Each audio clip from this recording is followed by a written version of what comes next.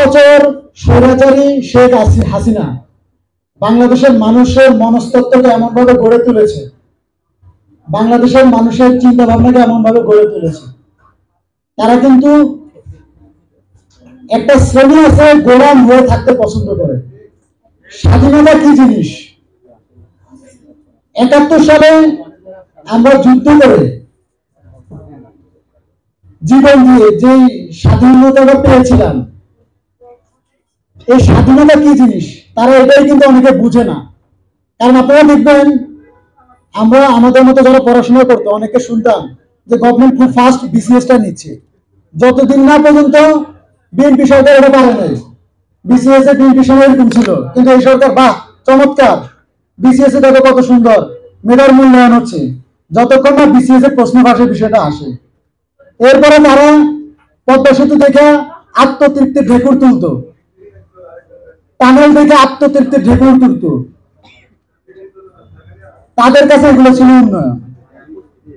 কিন্তু 17 বছর চলমান রাজনৈতিক দলগুলা একটা মানুষের ভোটের অধিকারের বাস্তবায়নের নিশ্চয়তা দিতে পারে নাই। বারবার ঈদের পরে ইলেকশন হচ্ছে। আজকে দেখেন বিভিন্ন জায়গায় 17 বছর যারা সফলভাবে একটা আন্দোলন করতে পারে নাই, তারা বিভিন্ন জায়গায় ইভেন জাতীয় নাগরিক কমিটির প্রোগ্রামে তারা আক্রমণ করার দুঃসাহস দেখিয়েছে।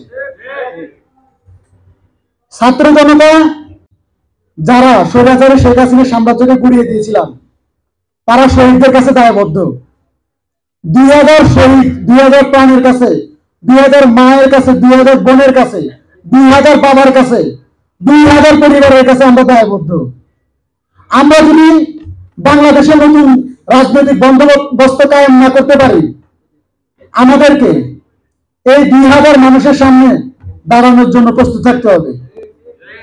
400 ভাই চিরদিনের জন্য চোখের দৃষ্টিশক্তি হারিয়েছে, শত ভাই হাত হারিয়েছে, শত ভাই পা হারিয়েছে। আমরা এদের কাছে দায়বদ্ধ।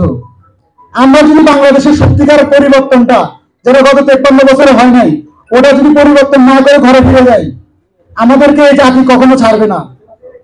তো প্রিয় উপস্থিতি, আমরা আগামী দিনে যত ধরনের বাধা বিপত্তি আসবে সবকিছু মোকাবেলা করে আগামীর বাংলাদেশ বিনির্মাণে ঐক্যবদ্ধভাবে লড়াই করবো, এই আশা ব্যক্ত করে আমার কথা শেষ করছি। ইনকিলাব জিন্দাবাদ।